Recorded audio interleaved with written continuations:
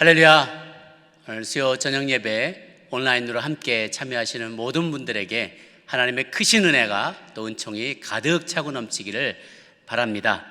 오늘은 요한계시록 7교회에 주는 편지 가운데 5번째 해당되는 4대 교회의 말씀을 전해드리고자 합니다. 살았다 하지만 죽은 자, 살았다는 이름을 가졌지만 죽은 자에 해당되는 4대 교회에 주시는 주님의 음성을 듣기를 원합니다. 먼저 이제 4대 교회 배경을 좀 말씀드리고 싶은데요. 비슷한 패턴으로 교회 이 말씀들이 쭉 진행이 됩니다. 4대 교회는 4대 지역은 도시를 관통하는 그 강에서 큰 황금이 발견이 되었었다고 합니다. 과거에. 그래서 그 강에 제가 또 이제 구글 얼스를 가지고 이렇게 쭉 이렇게 한번 봅니다. 교회들이 어느 교회인가, 지리적으로 어떤가 보니까 이 동서로는 쭉 길들이 나 있어요. 큰 산이 있고 그 이 큰 산맥 약간 북쪽으로 평지가 이렇게 나와 있죠. 요 산 위에 4대 큰 예전에 난공불락의 요새같이 버티고 있었고 도시가 점점 확산이 되면서 평지 쪽으로 이렇게 확산되어서 나갔다고 기록이 나와 있습니다. 그 평지에 있었던 강에서 황금이 발견되었다고 합니다. 그러니까 얼마나 그 부가 많은 부를 소유했겠습니까? 마치 우리 서부 개척 시대에 황금을 쫓아서 많은 이들이 서부로 마차를 딸고 역마차를 끌고 달려오고 또 알래스카에도 한때 그 금광이 많이 발견이 됐었죠. 그래서 그 알래스카로 향해서 캐나다 북부 또 알래스카 쪽에 그쪽으로 많은 이들이 몰려가서 그때 한때 아주 큰 성황을 이루던 그런 도시들이 지금도 흔적이 남아 있는 것을 우리는 보게 됩니다. 부와 안전을 누리며 성장하던 이 도시는 후에 더 이상 황금이 나오지 않게 되자 쇠락해 가기 시작했고요. 또 몇 차례 외부의 공격을 받게 되면서 더 이상 이제는 이전에는 그 번영을 구가하던 그 과거의 영광은 다 뒤로 하고 이제는 그저 얼마만이 사람들만 남아서 그 도시의 명맥을 유지해 가고 있는 그런 형편에 이르게 되었던 것입니다.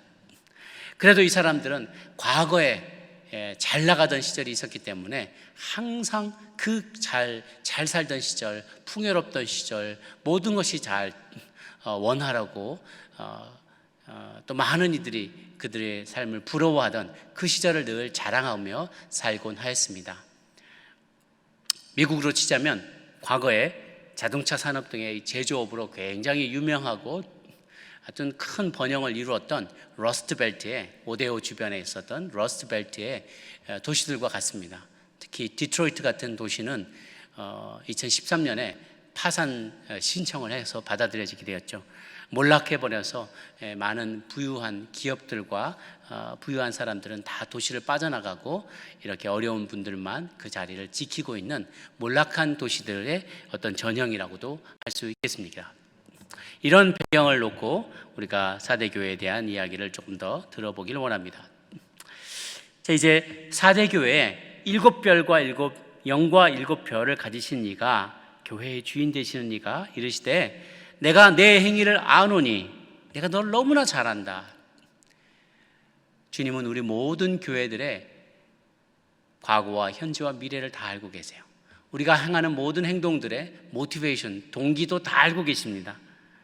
현 주소를 너무나 잘 알고 계시는 주님께서 말씀하시기를 네가 살았다 하는 이름을 가졌으나 죽은 자로다. 살았다 하지만 죽은 자로다. 뭐가 있을까요? 살아있지만 겉으로는 살아있지만 실상 죽은 거나 다름없는 상태를 말하는 것이죠. 교회가 있는데 교회가 식물인간 상태에 놓여 있는 것과 똑같다는 거예요. 어떤 펑션도 하지 못해요. 근데 겉으로는 살아 움직이는 것 같습니다. 예배는 그대로 드려지고 사람들은 예배를 참석하고 레귤러하게 루틴하게 하는 일들은 다 똑같이 하지만 그 안에 스피릿이 없다는 거예요. 살아있다고 하지만 죽은 거나 다름없는 존재라는 것이죠. 교회가 그렇게 변할 수 있다는 것이 얼마나 서글픈 일인지 모릅니다. 말씀드렸다시피 이 4대 도시는요 과거의 영광을 자랑하던 도시였어요. 그래서 사람들도 현재나 미래에 살기보다는 과거 잘 나가던 시절을 늘 자랑하면서 그때의 생각이 머물러 있는 거예요. 내가 옛날에는 말이야 내가 자네만 할 때는 말이야, 내가 돌들도 씹어 먹었어. 지금 내가 이렇게 배가 나왔지만 예전엔 나도 좀 육체미 좀 과시하며 살았다고. 여자들이 다 날 졸졸 따라다녔어. 야, 내가 이런 거는 번쩍번쩍 다 들었지 예전에는. 그런데 지금은 아닌 거예요. 항상 과거를 기억한 것, 과거를 기억하는 거 굉장히 중요합니다. 역사의 레슨은 중요하고요. 저도 역사를 너무 좋아합니다. 교회사 계속해서 시간 날 때마다 읽고 있고요. 세계사는 제가 제일 좋아하는 과목 중에 하나입니다. 과거를 기억할 수 있고요. 과거의 실수와 실패로부터 교훈을 얻기에 역사 공부는 굉장히 중요합니다. 그러나 그에 못지않게 내가 지금 발딛고 서 있는 이 현실을 직시하고 미래를 예견하고 미래를 꿈꾸고 미래를 준비하는 것이 훨씬 더 중요하기 때문입니다. 왜냐하면 우리의 삶은 앞으로 가는 것이지 미래를 향해 나아가고 있지 과거를 향해서 뒷걸음질 치고 있지 않기 때문입니다. 내가 원하건 원하지 않건 미래는 점점점 현실이 될 것이, 현재가 될 것이고 현재는 점점점 과거가 될 것입니다. 지금도 이 흑인 억울하게 죽음을 당한 플로이드 씨에 대한 이 일들 때문에 많은 곳에서 또 소요 사태가 일어나고 있는데요. 많은 이들이 과거에 LA에 있었던 그 LA 폭동 사건을 다시 한번 상기시켜 봅니다. 그래서 그때 이런 일들이 일어났기 때문에 앞으로도 또 이런 일들이 일어날 수 있을 것이라는 어떤 교훈을 받고 레슨을 얻게 되는 것이죠. 중요한 것은 그 과거에만 머물러 있는 게 아니라 과거에는 이렇게 했지만 이제 미래에는 이런 것들을 우리가 예방하고 더 잘 이것을 준비하고 더 나아가서 또 흑인 커뮤니티와 소수민족들과 우리가 또 백인 커뮤니티와 우리가 어떻게 하면 더 잘 융화할 수 있고 사랑을 더 잘 전달할 수 있고 또 우리 안에 있는 어떤 죄된 본성들은 어떻게 하면 이것을 시스템적으로 잘 억제하고 또 다시는 이런 일들이 재발하지 않도록 어떻게 할 것인가, 이런 것들을 계속 우리는 준비해 나가면서 미래를 준비할 수 있는 것이죠. 사실 모든 교회들과 또 교인들 가운데 7개의 교회들이 책망받은 요소들, 칭찬받은 요소들은 다 잠재적으로 들어있는 것을 보게 됩니다. 처음 사랑을 버린 교인도 있습니다. 우상 숭배와 부도덕을 용인한 교인도 있고요. 또 그러면서도 한편에서는 그럼에도 불구하고 사랑과 인내와 믿음으로 환난을 견뎌내는 교인들과 또 교회들도 있습니다. 그런데 특히 4대 교회에 주는 메시지는요, 역사가 더 오래되고 과거의 화려한 영광을 자랑하는 교회들 혹은 그러한 과거를 갖고 있는 교인들에게 더 큰 의미로 다가옵니다. 저희 아틀란타 연합 장로교회도 이제 43년이 되었습니다. 지역사회에서 가장 큰 대형교회 중에 하나로 알려져 있고 역사와 전통을 자랑하고 있습니다. 제가 처음 담임 목회자로 부임했을 때 이민교회 치고는 굉장히 앞서 있는 이 행정 시스템을 보고 제가 깜짝 놀란 일이 있습니다. 영상 미디어들과 또 찬양팀들도 한국의 어느 대형교회 못지않는 실력과 영성을 겸비하고 있는 것을 보고 참 많은 은혜를 받고 또 도전도 받았습니다. 그런데 어떤 부분들은 잘 살펴보면 과거의 영광에만 매여 있는 것이 보였습니다. 앞에 선배들이 이렇게 해왔으니까 그들이 해왔던 플레이북이 있어요. 그대로 그냥 나는 그대로 플레이한다는 것입니다. 예년에도 그렇게 했으니까 앞으로도 그렇게 해야 한다고 생각을 하는 것이죠. 마치 대학 교수들이 10년, 20년 묵은 강의안을 하나도 안 바꾸고 새학기 강의를 똑같이 진행하는 것과 같은 것입니다. 시대가 변했고 니드가 다르고 그리고 도전도 다른데 똑같은 걸 가지고서는 그것을 내가 반복해가겠다라는 생각을 갖고 있는 것이죠. 프로그램과 시스템은 복음의 진리를 잘 전달하기 위해 최적화되어야만 하는 것이지 그 자체가 변하지 않는 성경은 아닌 것이죠. 그것은 진리도 아니고 언제든지 바뀔 수 있는 것입니다. 저와 같은 목회자들도 마찬가지죠. 또 리더십들도 마찬가지입니다. 늘 해온 관행이 있지만 또 늘 우리가 선교해온 패턴이 있고 구제해온 패턴이 있지만 또 늘 재정을 집행해온 관행이 있지만 어느 순간 그것이 시대에 맞지 않거나 변화하는 환경에 맞지 않고 무엇보다도 성경의 정신에 부합하지 않는다는 것을 깨닫게 되면 그 즉시 바꾸어야만 하는 것이죠. 매너리즘에 빠지는 순간 몰락해버린 공룡처럼 우리는 순식간에 뒤처져 버리게 되고 개혁의 주체가 아니라 개혁의 대상이 되어버리고 마는 그런 불행을 맞게 될 수 있습니다. 그래서 편안하다라는 순간이 제일 위험한 순간인 것 같아요. 좀 되니까 좀 편안하다. 아유, 큰 년 치르고 났더니 이제 좀 한가하네, 이 생각을 하게 되는 순간이 제일 위험하게 되는 때이죠. 제가 전에 섬기던 교회에서는 돌아가신 우리 하영조 목사님께서 늘 그러셨어요. 교역자실 위치를 수시로 바꾸는 거예요. 물론 책상도 바꾸는 건 뭐 말할 것도 없고요. 제가 섬긴 한 20년 동안에 교역자실의 위치가 4번이나 바뀌었습니다. 지하에 있다가 2층에 있다가 4층으로 갔다가 또 다른 건물로 갔다가 계속 바뀌는 거예요. 맡은 자리 그 피지컬한 위치뿐만이 아니라, 책상의 위치뿐만 아니라 맡게 되는 그 직분도, 역할, 책임도 수십 차례 바뀌는 거예요.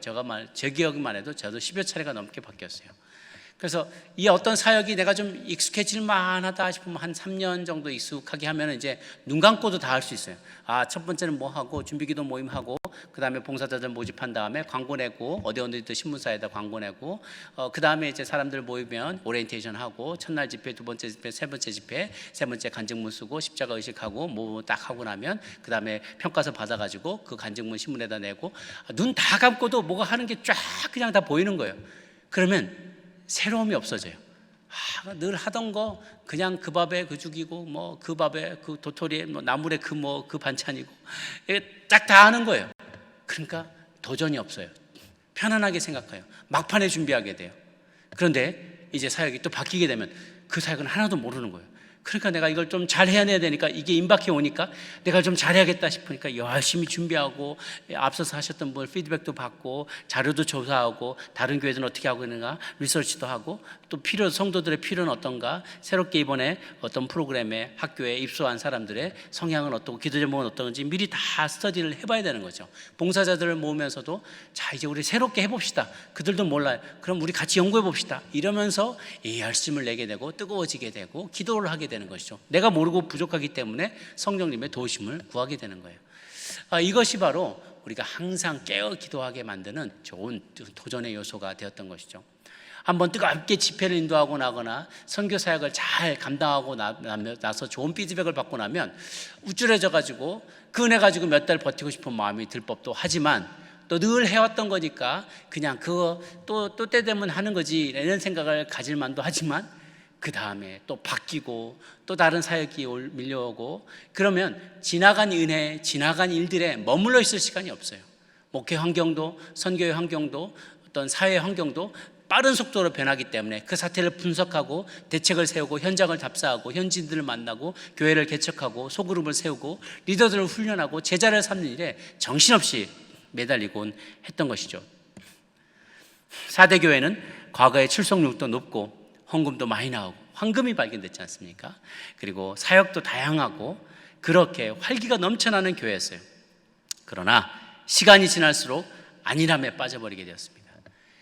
디모데후서 3장 5절에 나온 것처럼 경건의 모양은 있지만 경건의 능력은 부인하는 사람들이었습니다. 본질적인 것에서 벗어나서 의식과 예식에만 초점을 맞추게 되었어요. 영혼에 대한 관심보다는 친목단체, 건물을 유지하는 것에 더 많은 관심을 갖게 되었고요. 그들의 명성, 겉으로 드러나는 명성과 명예만을 더 소중히 여기는 그런 교회가 되어버리고 말았습니다. 여러분, 대형교회가 망해가는 가장 확실한 증거는요, 제가 볼 때 더 이상 새가족을 환대하지 않는 문화인 것 같아요. 아유, 그러지 않아도 주차장도 복잡한데 왜 자꾸 오는 거야. 작은 교회는, 개척교회는 한 성도만 와도 너무너무 반갑고 고맙고, 한 성도가 만약에 어디로 나는 시험 들어서 실족해서 나 교회 안 나오란다 그러면 제가 그런 적이 있어요. 막 집까지 찾아가고 아침 일찍 가서 그 집 앞에서 꽃을 배달해 드리고, 뭐가 도대체 어려우셨냐 면담을 하고 오랜 시간 같이 기도를 하고 그런 적이 있어요. 그런데 그러지 않아도 성도가 많은 대형교회는요, 더 이상 새가족이 오는 걸 환대하지 않아요. 밥 먹을 때 이렇게 줄 길어지는 거야. 왜 이렇게 많이 몰려와? 교회 시끄럽게 애들은 왜 이렇게 많은 거야? 이러면 벌써 이 교회가 망조가 되는 거예요. 셀그룹 같은 동영 모임에 새로운 멤버들이 들어오는 것을 달갑지 않게 해요. 아니, 우리끼리 간신히 우리 친해졌는데 왜 자꾸 새 가족들을 보내주는 거야?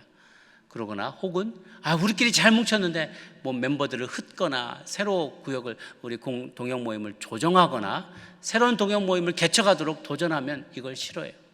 마음이 맞는 우리끼리 있는 게 좋은데 왜 나이 많으신 어르신들을 붙이는 거야? 시끄러운데 젊은 애들, 어린 애들이 있는 가정을 또 붙여준 거야?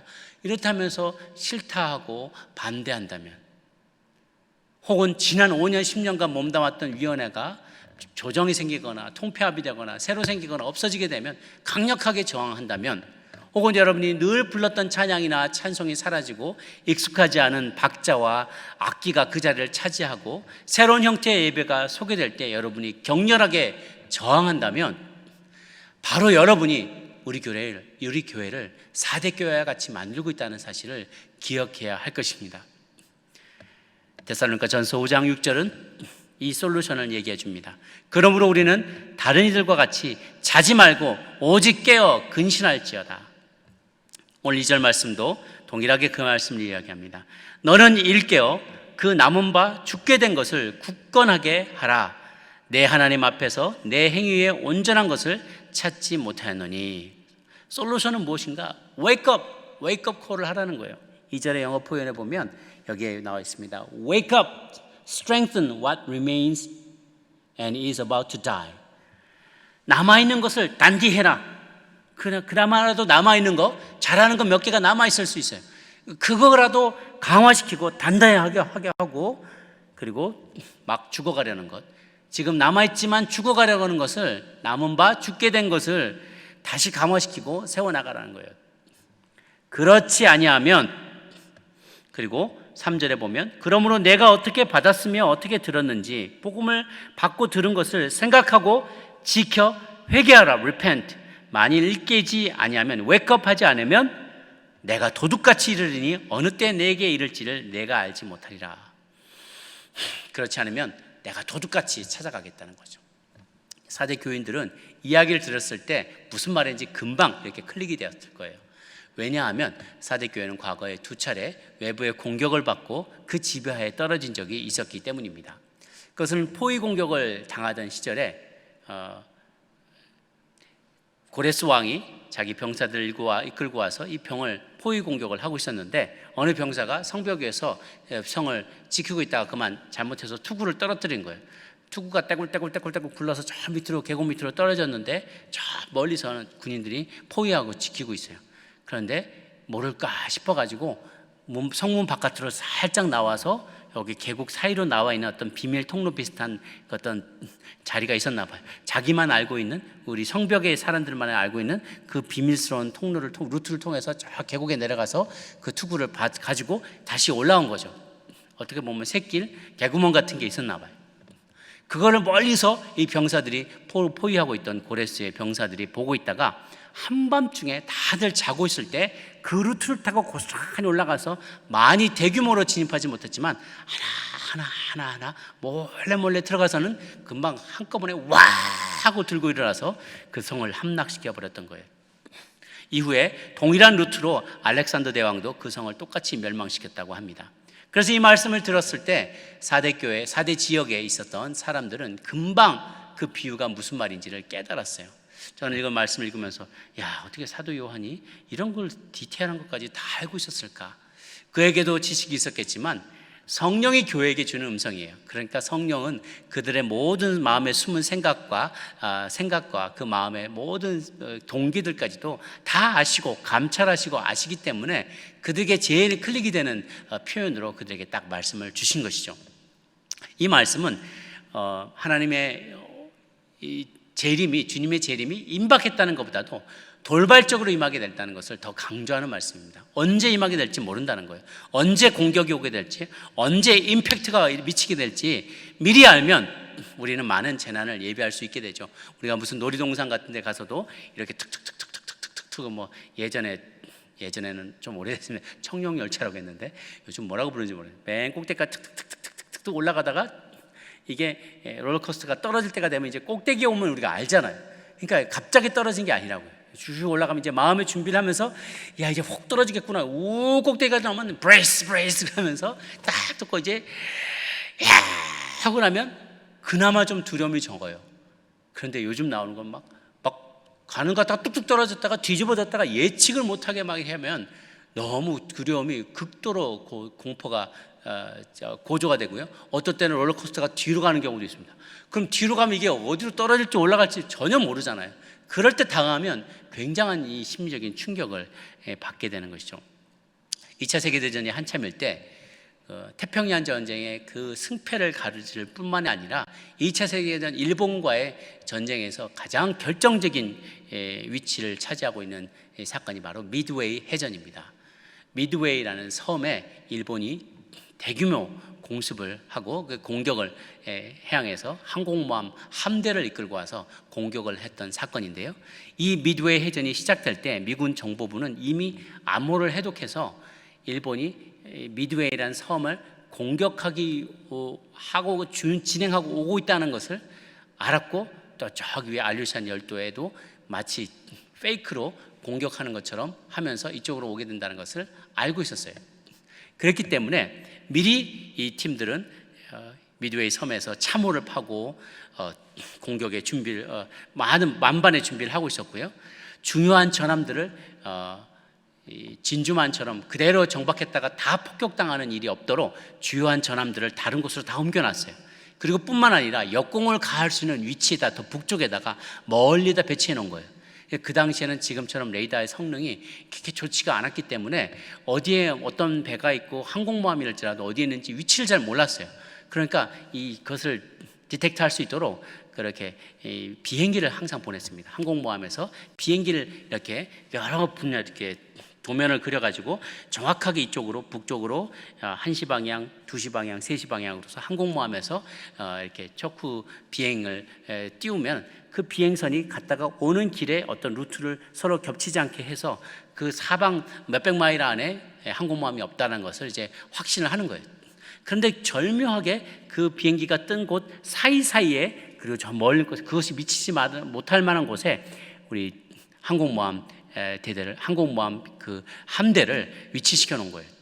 결국은 이 미드웨이를 치려고 왔던 이 일본 함대가 옆에서 공격해오는 미군 항공모함 함대를 보지 못하고 나중에는 이것을 완전히 쑥대밭이 되고 폭격을 당해서 일본의 항공모함의 대다수를 잃게 되는 사건이 벌어지게 됩니다.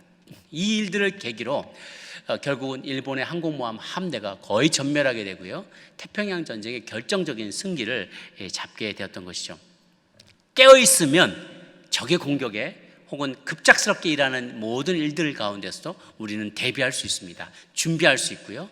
그리고 내가 당하는 것만이 아니라 그 일에 가장 선제적으로 대응해서 좋은 열매를 얻을 수가 있는 것이죠. 마태복음 24장 42절 43절에 보면 주님께서 이렇게 얘기하십니다. 그러므로 깨어있으라. 어느 날에 너희 주가 임하는지 너희가 알지 못함이니라. 너희도 아는 바니 만일 집주인이 도적이 어느 경점에 올 줄 알았더라면 깨어있어서 그 집을 뚫지 못하게 하였으리라. 주님은 오히려 아이러니하게도 당신 자신을 도둑처럼 비유를 하세요. 도둑이 마치 언제 침입해 들어올지 모르는 것처럼 나도 언제 너희 가운데 찾아올지 모른다. 바로 오늘 저녁이 될 수 있다. 내일 아침일 수도 있다. 오늘 밤 너희가 자고 있을 때 내가 임할지도 모른다. 그럴 때 내가 준비했던 많은 일들, 나의 육신의 쾌락을 위해서, 나의 명예와 나의 욕망을 위해서 준비했던 그 모든 것들이 다 헛것이 된다는 거예요. 바로 오늘 계산하실 때 주님께서 바로 오늘 저와 여러분 모두의 삶의 여정들을 놓고 내가 평가하겠다, 내가 판단하겠다, 저징하겠다라고 말씀하신다면 우리 중에 과연 주님 앞에서 잘했다 칭찬받을 만한 이들이 얼마나 있겠습니까? 4대 교회 교인들과 같은 이라고 책망받는 일이 없도록 우리는 늘 깨어 기도해야 할 것입니다. 다른 본문과 다르게, 다른 교회와 다르게 이 4대 교회는 책망이 먼저 나왔습니다.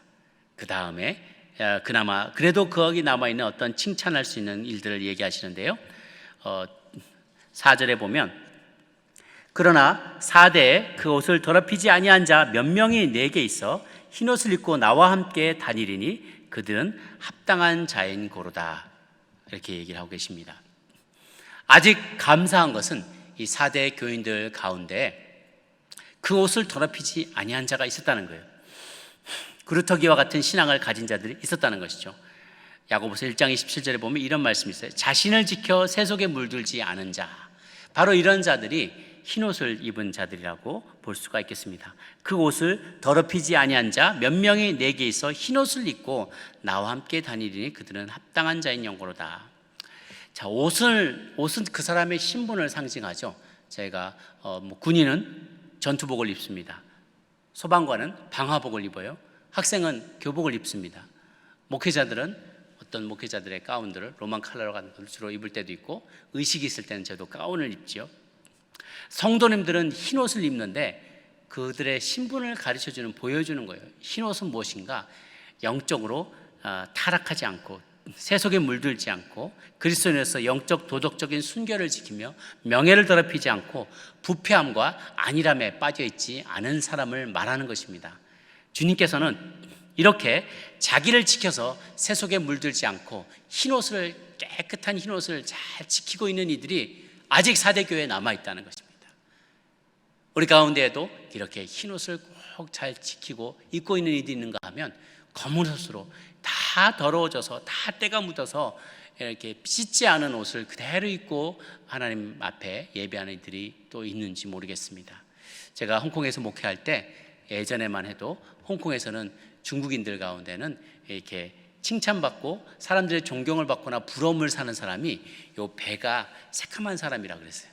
왜냐하면 배고픈 사람은 뭘 먹지를 못하니까 흘리지를 못하는데, 비단이 장수 왕서방 같이 비단 많이 팔아서 부유한 사람들은 이 기름기 있는 걸 많이 먹다 보니까 이제 많이 흘린다는 거죠. 그리고 흘리거나 뭐 기름기 있으면 여기 이렇게 많이 닦고 그러는데, 그럼 여기가 맨들맨들해진다. 어차피 옷은 많이 안 씻으니까 안 씻는데, 그 안 씻는 중에서 여기가 먹을 걸로 많이 이렇게 맨들맨들하고, 특히 이제 기름기로 맨들맨들한 사람은 굉장히 먹을 게 많고 배도 나오고, 이게 떨어지면 여기 떨어지잖아요. 여러분 가운데 떨어지면 바로 떨어지는 분이 있지만, 어떤 분은 음식을 떨어뜨리면 배 위로 떨어지는 분들이 계세요. 배가 나왔어요. 그러니까 부유하게 먹고 나는 떵떵거리며 산다라는 표시라고 그래요. 그런 옳지 않은 것이죠. 하나님의 믿는 사람들은 옷이 깨끗한 사람이었다는 거예요. 검은 옷, 더러운 옷을 입은 사람이 아니라 영적으로 순결함을 지키고 도덕적으로 깨끗함을 지키면서 그리스도인의 자녀, 그리스도의 자녀로서 그리스도인답게 명예를 더럽히지 않고 부패함과 무사한 일함에 빠져있지 않은 사람이라는 것입니다. 그런 이들이 사대교회에 아직도 남아있어서 주님께서는 그들을 마음껏 칭찬하면서 너희들도 모두 다 그렇게 살아라 라고 얘기하십니다. 그리고 마지막으로 5절 6절에 그들에게 주시는 약속의 말씀이 있습니다. 5절 6절 5절 한번 같이 읽겠습니다. 시작. 이기는 자는 이와 같이 흰옷을 입을 것이요 내가 그 이름을 생명책에서 결코 지우지 아니하고 그 이름을 내 아버지 앞과 그의 천사들 앞에서 시인하리라 라고 했습니다. 이기는 자에게, 유혹을 이기고 이런 모든 더러운 것들과 우상숭배, 탐욕에 자신을 내어버리지 않은, 포기하지 않은 거룩한 자들에게는, 승리하는 자에게는 내가 세 가지 선물을 주겠다. 첫 번째, 흰옷을 입게 될 것이다. 단지 이 땅에서만 그렇게 흰옷을 입고 행하는 것이 아니라 영원한 나라에서도 주님이 주시는 그 흰옷을 덧입을 때 우리는 영원토록 그 정절과 신앙의 순수함을 지키며, 또 많은 이들이 흰옷 입은 우리들을 바라보며, 또 많은 영적인 존재들이 흰옷 입은 우리들을 바라보며 칭찬하며 하나님께 영광 돌리는 그런 영원한 삶을 누리게 될 것이라는 것입니다. 또 두 번째는 그 이름을 생명책에서 지우지 않겠다는 거예요. 생명책에서 결코 지우지 않겠다.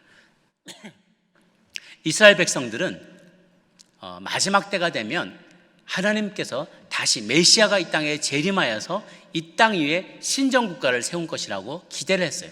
그래서 그들이 가졌던 메시아 사상은 인간 메시아입니다. 어떠한 모세와 같은 메시아가 다시 찾아와서 그가 우리 이스라엘 나라를 재건할 것이고 우리는 그 나라 안에서 그 나라 시민으로서 살게 될 것이다. 이 땅에서 살게 될 것이다. 어떤 신정국가의 비전이었어요. 그런데 우리 신약에 이르면서 우리가 좀 더 계시된, 더 프로그레시브하게, 더 진일보된 계시, 그리고 완성된 계시는 뭐냐면 이 땅에서 우리는 다 죽는다.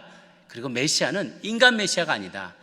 신적인 존재다. 그는 바로 하나님이시다. 그분이 메시아고 우리는 이 땅 가운데서 영원히 사는 게 아니라 새하늘과 새 땅 영원한 하나님의 나라에서 우리를 살게 해주실 것이다 라는 새로운 약속이죠. 그때 필요한 것이 그 생명책에 이름이 적혀 있어야 된다는 거예요. 출석 부를 때 가끔씩 여러분 예전에 학교 수업 들을 때 보면 누구 김계동이 뭐 말자 누구 이름 다 부른 다음에 뭐 30명 40명 이름 다 부르고 여러분의 이름을 안 부르면 참 마음이 어려웠을 거예요.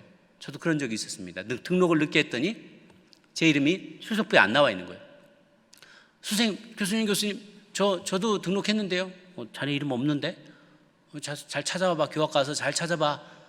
그러면 막 마음이 혹시 또 나 이거 꼭 들어야 되는데 내 이름은 나는 등록이 안 돼 있는 건 아닌가? 막 얼마나 노심초사하고 그랬는지 몰라요.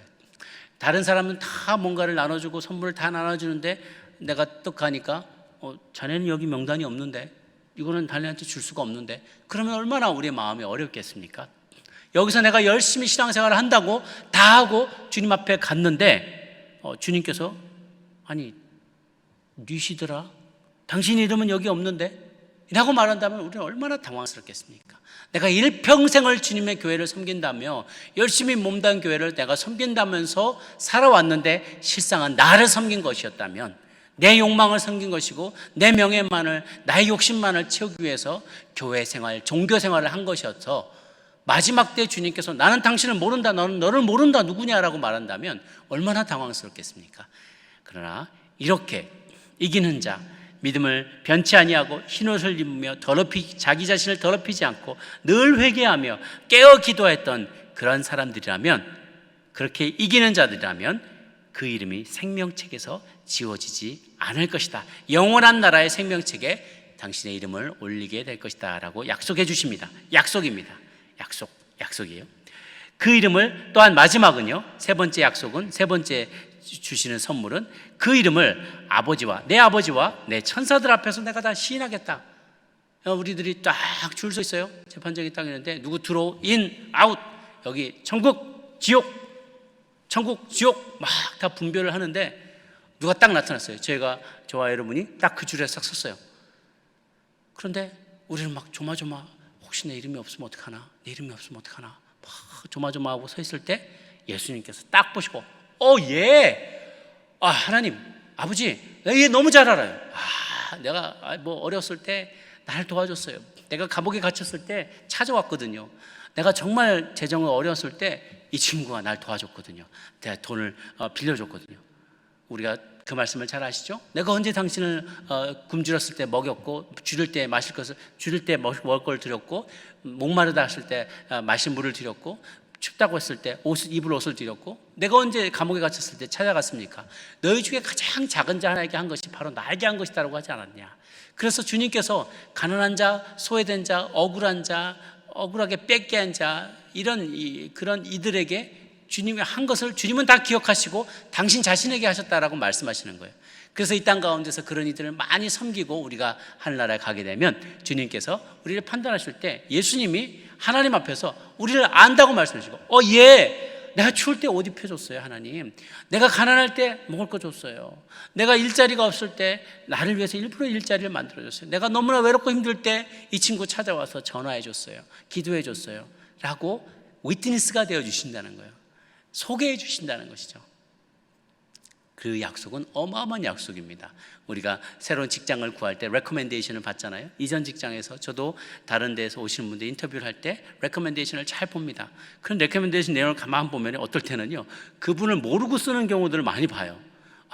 이분은 뭐 훌륭한 분이시고 잘 써주시면 뭐 할 것 같고 그런데요 본인이 낸 레주메하고 이분에 대해서 쓴 내용하고 다를 때가 있어요. 그거는 보나마나 이분이 잘 모르고 추천을 썼거나 그냥 얼굴 봐서 그냥 써주신 거에 불과하지 진심을 담은 게 아니에요. 어떤 레주메, 어떤 레코멘데이션을 보면은 그분이 둘 사이가 아니면 실제 있었던 일이 아니면 정말 모를 만한 내용들을 써놓은 경우가 있어요. 내가 어쩔 때 내가 뭐 어떤 일이 있었을 때 이분을 통해서 굉장히 큰 은혜를 받았습니다. 몇 년 동안에 나와 함께 하셨고 몇 년 전에 무슨 일이 있었고 아주 절절히 구구절절히 개인사와 그 사람의 공적인 삶을 다 해서 추천서만 봐도 마음에 감동이 있을 때가 있어요. 하나님이 그렇게 하신다. 예수님이 그렇게 하신다는 겁니다. 내가 이 친구를 안다. 내가 너를 안다 라고 나는 하나님께 증언하겠다. 천사들에게도 증언하겠다. 천사들 보시오. 당신들도 알지 않소. 내가 어렸을 때, 내가 아팠을 때, 내가 소외됐을 때, 갇혔을 때 찾아왔고 먹여줬고 입혀줬던 사람이 바로 이 사람이요. 하나님 선처해 주시기 바랍니다. 그러면 혹여라도 우리 가운데 남아있는 죄악과 또 하나님에 대한 믿음이 흔들렸던 시절이나 이런 게 있었다 할지라도 강력하게 증거해 주시는 예수님의 변호, 예수님의 증거를 힘입어서 우리는 주님 계시는 영원한 하늘나라로 영접되게 될 것이라는 것이죠. 하나님, 예수님은 이와 같이 세 가지를 승리한 자, 이긴 자에게 약속해 주신다고 합니다. 마지막으로 주시는 말씀, 귀 있는 자는 성령이 교회들에게 하시는 말씀을 들을지어다.